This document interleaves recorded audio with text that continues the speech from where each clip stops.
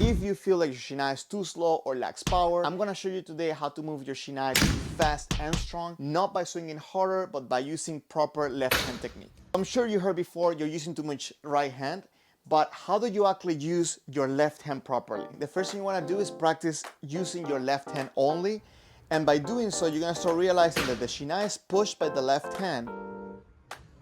There is a natural bend of the wrist that brings the tip backwards at the same time as the Shinai is going up.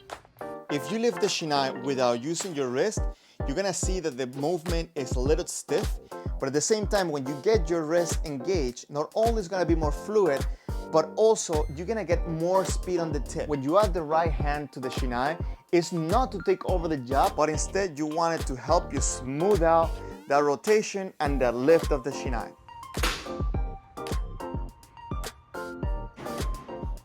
The right hand should follow your Shinai rather than pull it or push it. And one thing you want to keep in mind is that the Shinai should be resting either on your index or your middle finger to help you get that rotation of the Shinai and get the tip moving. A common mistake when using the right hand to bring your Shinai up is that it's going to bring it too close to your body, and then it's going to make you engage your shoulders in a weird way.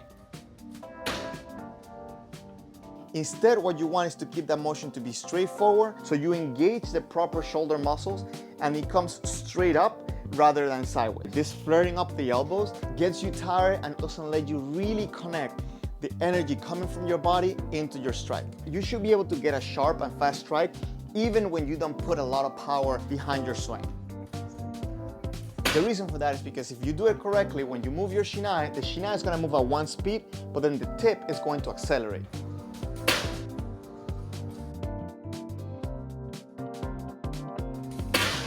This acceleration comes because when you throw the Shinai forward, at this point, you're gonna engage the wrist and you're also gonna engage these three fingers to make the tip of the Shinai move. To bring my Shinai down, from here, using the left hand only, you wanna bring the Shinai straight forward, and then right about the time where your hand is in front of your chest, you wanna engage your wrist and you wanna engage your fingers to make the tip move forward.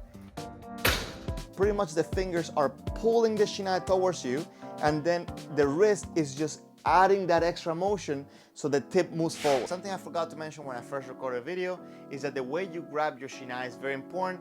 If you hold your Shinai this way, where all the fingers flat, it's going to be harder to add power and speed to your tip. So what you want is you want to actually make your fingers be a little bit on an angle, so that way it's easier to pull with your fingers your Shinai.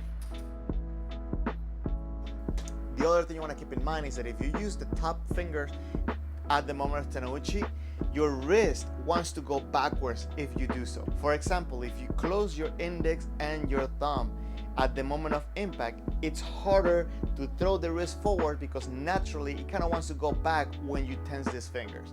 So try that out. This, it's easier to do than putting your wrist forward and closing the top fingers. If you have any questions about how to grip your sword, you might want to check out my basics playlist because I made a couple of videos about this, or you can just leave me a comment down below and I'll try to answer it the best I can. Enjoy the rest of the video. The cool thing about this is that the Shinai moves faster but with control, because at the end that squeeze of your fingers is going to stop the Shinai sharply. The way I visualize it is I imagine that I'm going to hit something in front of me with the bottom of my Shinai, and then I throw the tip forward. And you want to practice that with both hands. And something you can do is get a target so you can practice that timing. First, only with your left hand, and then you can use both hands. It shouldn't be about putting force or hitting down like an axe.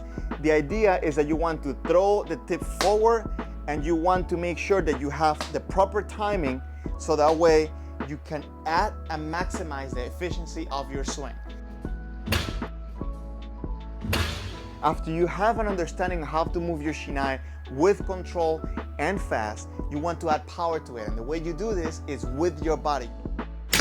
You want to connect the energy and the motion coming from your body into the tip of your Shinai.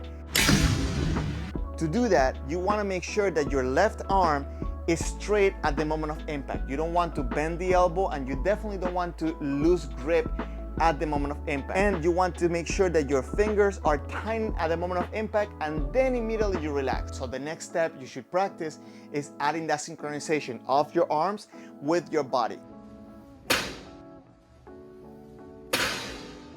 My advice is do it slow, do all these drills slow, make sure that you relax, you're not putting any extra force, and then you can start adding intensity as this becomes more natural for you.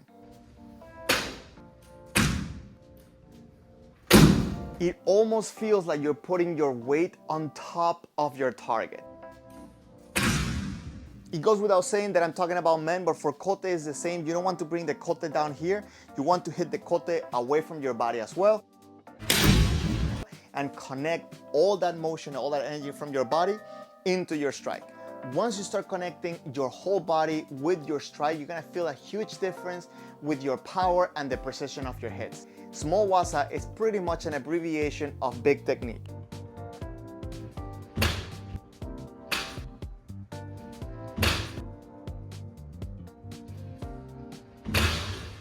You want to avoid just throwing the Shinai forward to tap your opponent. You want to get a good strike. And the way to do that is that you want to start your motion just as if you were starting a big swing.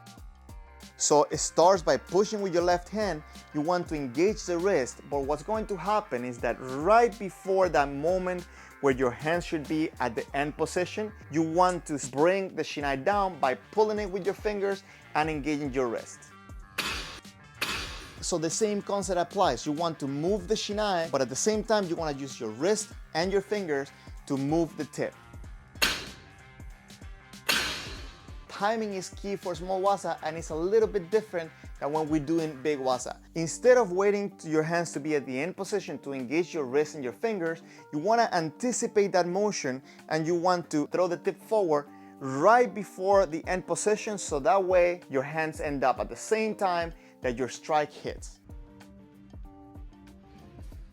You want to practice this synchronization just as we did for the big swing.